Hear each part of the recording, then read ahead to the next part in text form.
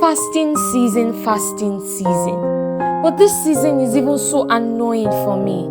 I mean, think about it. On a regular day, you wake up and by 2 p.m. you've not had your breakfast and your body does not even feel it. But you see, the very day you decide to fast, hey, you literally wake up with hunger.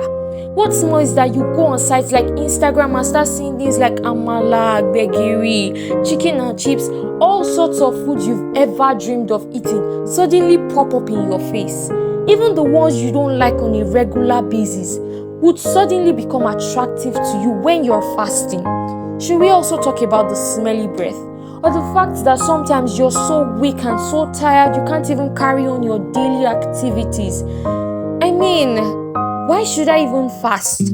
It's important you know that fasting is just a spiritual activity and not the end of the world. So here are a few tips to help your fasting in the season. 1. Remember that fasting is between you and God, and just like every other activity, you have to be intentional about your fasting. Remember that it's not between RCCG and God, it's between you and God. 2. Remember that fasting without prayers, study of the word, and meditation is simply hunger strike and a waste of time. So when you're fasting, make sure you read books, you listen to sermons, and do every other spiritual activity that would help your spiritual life bloom during this period.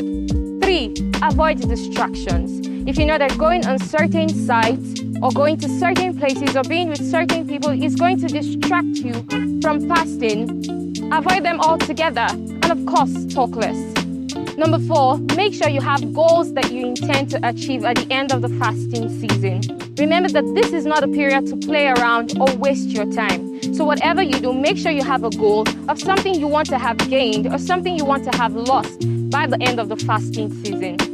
Lastly and conclusively, fasting is a spiritual activity that requires the help of God. So whenever you're feeling weak, tired or weary, be real with yourself and ask the Lord to help you, to give you strength. Remember, not by power, not by might, but by my spirit, says the Lord. And last, fasting is not the end of the world, and it does not kill.